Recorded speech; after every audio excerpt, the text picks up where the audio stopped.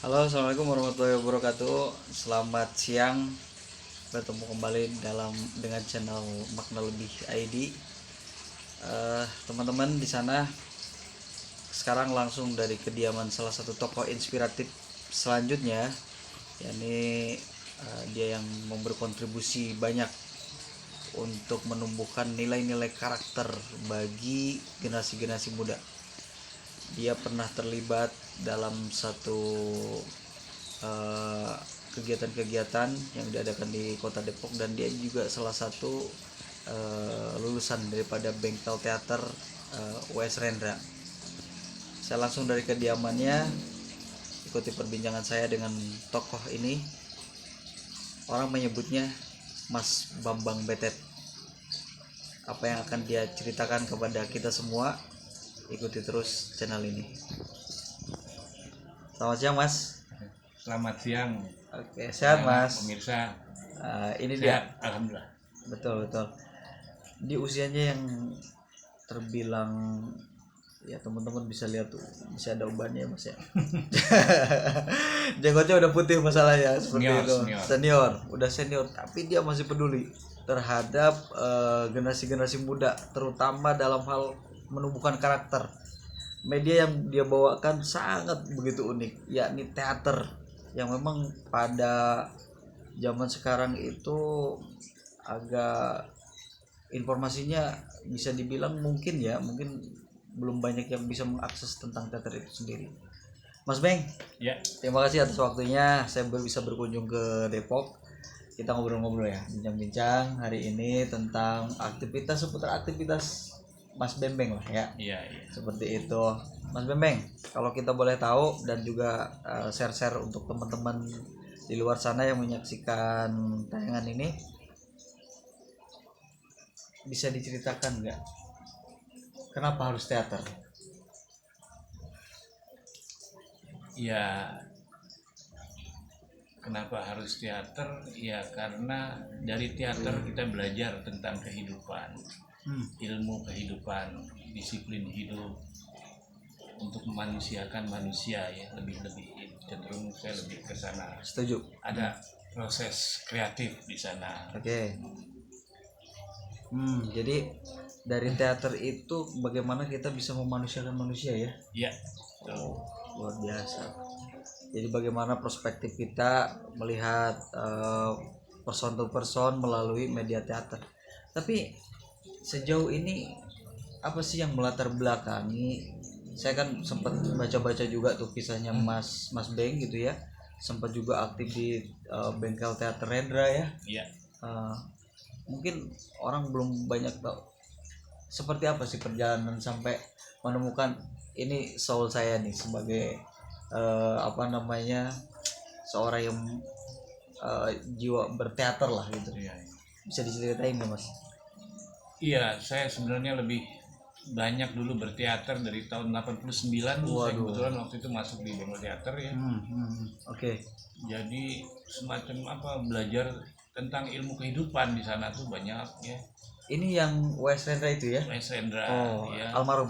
Jadi saya tinggal di sana, boleh dikatakan mondok, dan namanya juga memang kampus bengkel teater Rendra. Oh iya. Jadi dari bangun tidur pagi itu sampai malam kita banyak latihan teater tuh teater, ya. Ada bertani, ada maestro. Ya. Lanjut, silat, ada belajar pembukuan misalnya, komunikasi, banyak disiplin ilmu yang kita kadang-kadang ya kita ikut pelajari di sana gitu ya. Selain latihan teater, ada workshop. Jadi sampai 98 saya tuh, terus juga banyak keliling ke kampus-kampus. Workshop ya, betul. Dari tahun 89 sampai 98 saya di bengkel teater Rendra, tapi diisi ada beberapa kali workshop di daerah-daerah. Misalnya di Pontianak, di Kutai, Kalimantan, di Malang ya, di beberapa tempat, di Bogor, di Jakarta. Apa sih spirit apa sih yang dibawa ke teman-teman waktu itu tuh dari teater itu? Mengolah daya hidup, mengolah daya kreatif ya. Saya punya kegelisahan. Banyak teman-teman pola hidupnya itu ya monoton. Mereka nggak jago kandang boleh dibilang, cuma berani misalnya di kampus atau di daerah udah di situ mereka doang aja gitu ya. Saya pengen dari teater itu mereka menemukan sesuatu yang baru. Jadi bereksperimen ya. Kita dengan workshop itu kita coba untuk bereksperimen, mencari sesuatu yang baru, yang beda. Oke. Jadi ada satu tantangan tersendiri lah ya. Iya. Terutama untuk pengembangan diri pribadi lah ya. Karakter terus betul. Iya. Mengolah kepercayaan diri. Kepercayaan diri. Betul. Ya yang paling ini. Tapi Mas, gini ya. Kita kan kalau sepintas tahu orang cuman bacain skenario gitu ya, tiba-tiba kita jadi pemeran gitu ya Mas. Tapi ternyata nilai-nilai karakter itu jauh di luar itu ya Mas ya, pengembangan karakternya juga ada dan lain-lain. Nah, baik lagi Mas ke ke generasi yang Mas Beng bina pada saat ini. Mas Beng adalah sebagai praktisi gitu ya di dunia teater di Kota Depok ini. Nah, nilai-nilai apa yang ditanamkan ke anak-anak, terutama kan Mas Beng sering tuh roadshow ke sekolah-sekolah ya? Iya. Apa tuh yang ditanamkan dari pembelajaran teater itulah seperti itu? Ya, selain mereka punya disiplin, tanggung jawab ya, rasa tanggung jawab, kebersamaan ya, kekompakan itu, terus spontanitas. Mereka itu juga harus belajar yang namanya spontanitas, merespon segala yang ada gitu loh. Merespon segala yang ada. Iya. Kadang-kadang mereka terlalu lambat, terlalu tidak peka. Karena kita juga melatih kepekaan indera itu tadi. Ini langsung kehidupannya Mas ya. Iya, melihat. Kadang-kadang banyak anak-anak itu jalan ya, mereka tidak melihat.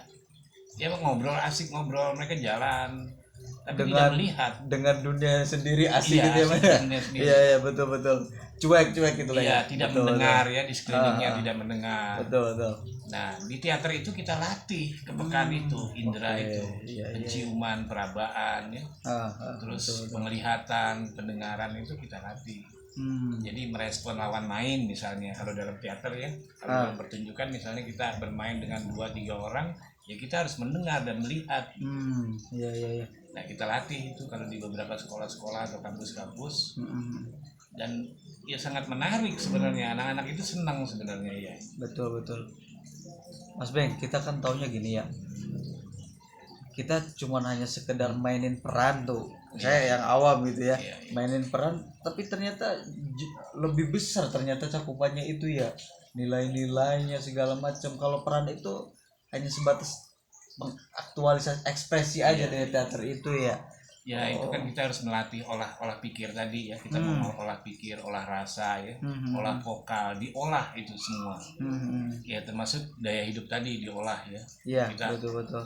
Banyak latihan ya, menari, ya vokal, latihan berteriak-teriak, walaupun suara harus keras, harus nyaring misalnya, dan harus jelas. Melatih vokal itu kan intonasinya, vokalnya, artikulasi itu harus jelas. Iya. Belajar juga komunikasi berarti ya Mas ya. Iya. Tentang komunikasi juga. Iya.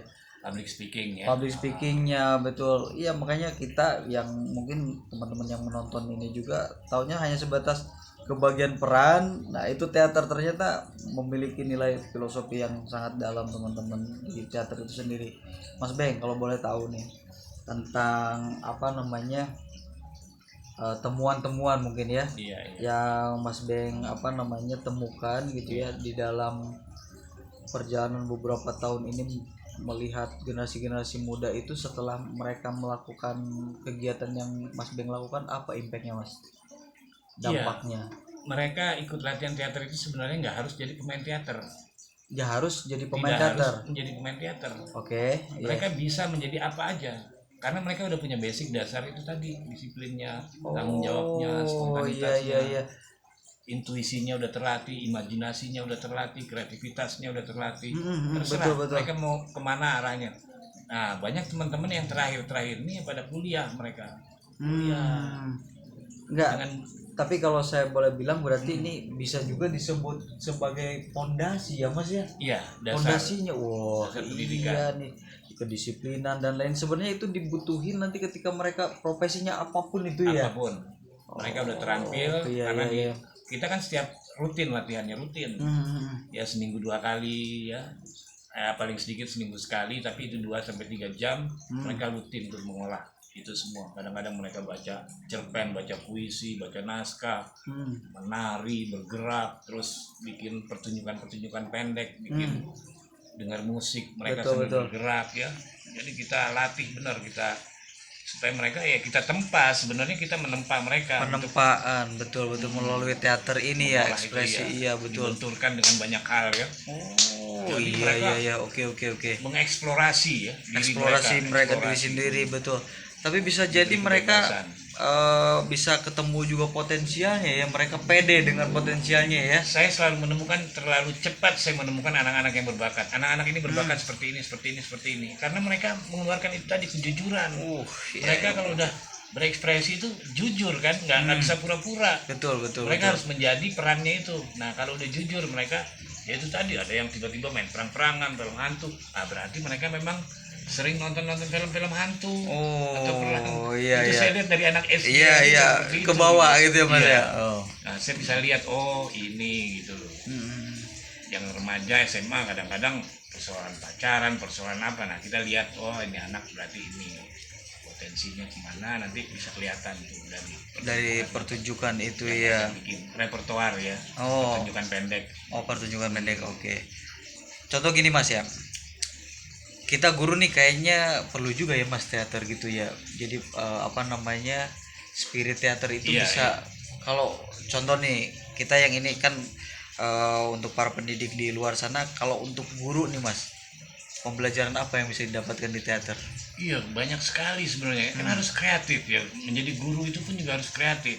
Metode-metode apa lagi nih untuk ngadepin anak-anak seperti yang punya karakter agak bandel misalnya, agak kurang peduli, kurang perhatian ya, agak cuek, agak apa. Nah, kita belajar karakter tentang siswa. Kita melihat mata kita itu kadang-kadang kita bisa latih sebagai guru 180 derajat ya. Kalau sekeliling ini 360, kita bisa lihat tuh aktivitas siswa-siswi yang mendengarkan, yang peduli, yang perhatian terhadap apa, kita bisa lihat.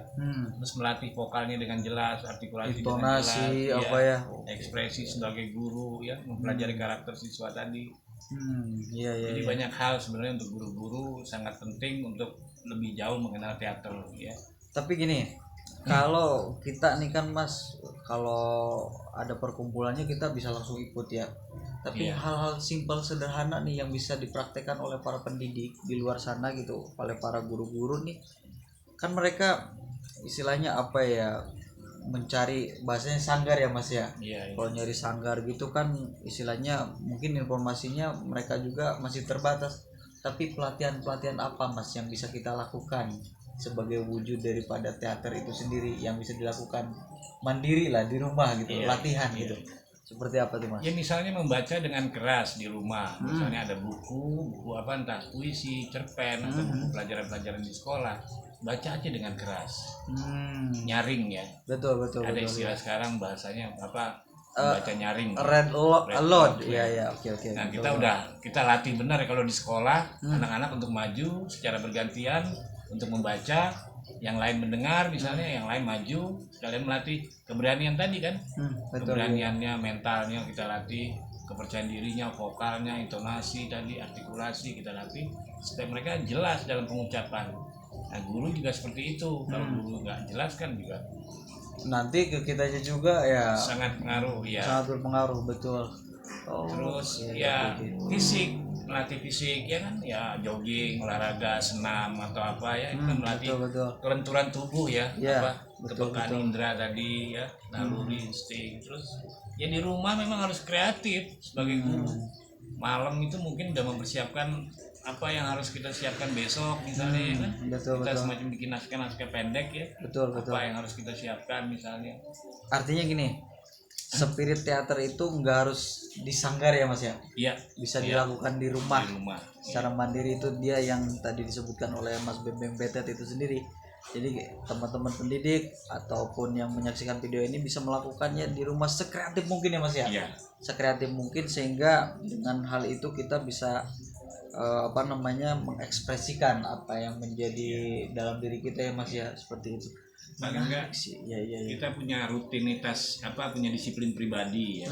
Misalnya merapikan tempat tidur ya setelah bangun tidur ya, jurnal ya, betul, membersihkan kamar mandi misalnya atau menyapu. Nah itu kan salah satu aktivitas ya yang itu mengolah daya kreatif sebenarnya. Betul ya. Banyak teman-teman kan ya punya disiplin lah masing-masing ya, ada yang nyetrika, ada yang nyuci baju, ada yang masak, ada yang dan itu sebenarnya cakupan dari nilai-nilai teater itu ya. Iya. Waduh. Iya. Saya juga baru tahu teman-teman. Oke. Mas Beng, ini mungkin pesan ya untuk teman-teman yang menonton video ini gitu ya, tentang urgennya teater di masa sekarang tuh Mas. Pembentukan karakter melalui teater itu sepenting apa di zaman sekarang gitu loh Mas, mungkin bisa disampaikan ke teman-teman yang menonton ini. Ya, saya sangat prihatin sekali dalam kondisi COVID ini hampir 2 tahun ya. Anak-anak itu boleh dikatakan mager ya, malas gerak karena keasikan megang HP misalnya di kamar ya. Betul. Yang kadang-kadang disuruh orang tuanya pun juga suka tar. Nah di teater itu diajarkan spontanitas. Seketika diajarkan spontanitas dan cepat tanggap, responsif gitu ya. Jadi kita latih memang. Nah kalau di rumah itu kan kasihan, saya sangat kasihan sekali. Jadi sudah ada beberapa kali saya mulai latihan latihan teater lagi anak-anak ya mereka senang dapat sesuatu yang baru, yang beda, dikemas gitu ya Mas ya. Mereka menjadi tokoh apa berubah tiba-tiba happy mereka ya. Mereka bergerak aktif. Itu kan dilatih aktif, aksi reaksi, ada perenungan juga ya, kontemplasi ya. Oke. Terus juga ada kebebasan, jujur, harmonis. Kita latih juga anak-anak itu untuk seperti itu gitu loh. Oke. Ya, menarik ya teman-teman. Jadi itu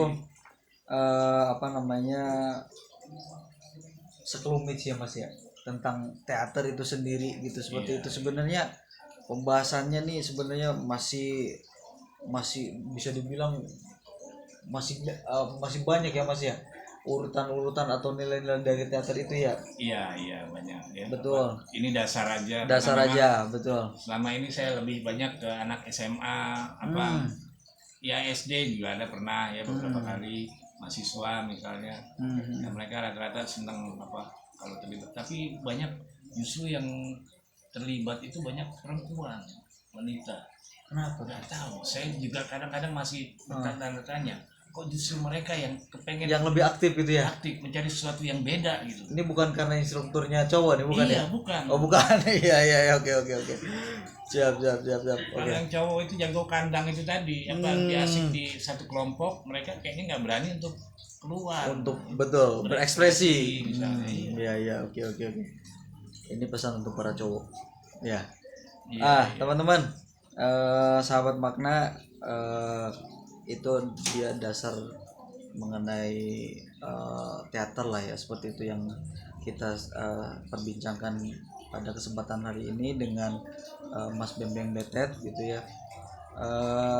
Satu hal dari perbincangan ini yang saya ambil poin secara pribadi, yakni bahwasannya teater itu bukan hanya memainkan peran, akan tetapi teater itu memiliki spirit nilai-nilai yang luar biasa, dan itu bisa digunakan oleh setiap orang, oleh profesi apapun.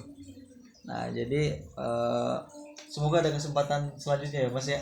Iya. Tentang hal ini ya, menarik banget. Ini justru mungkin saya pribadi juga baru tahu gitu, seperti itu tentang teater itu sendiri. Kalau lihatnya sih seringnya Mas ya, pertunjukan. Itu akan tetapi di belakang itu ternyata ada nilai-nilai yang luar biasa. Oke, sahabat makna lebih, itu dia perbincangan saya dengan Mas Bembeng Betet, sang aktivis teater untuk karakter negeri. Ikuti terus channel ini yang menghadirkan tokoh-tokoh inspiratif lainnya. Saya dari Kota Depok mengucapkan terima kasih banyak untuk Mas Bembeng. Dan kita kembali di kesempatan lain. Terima kasih. Assalamualaikum warahmatullahi wabarakatuh. Waalaikumsalam warahmatullahi wabarakatuh.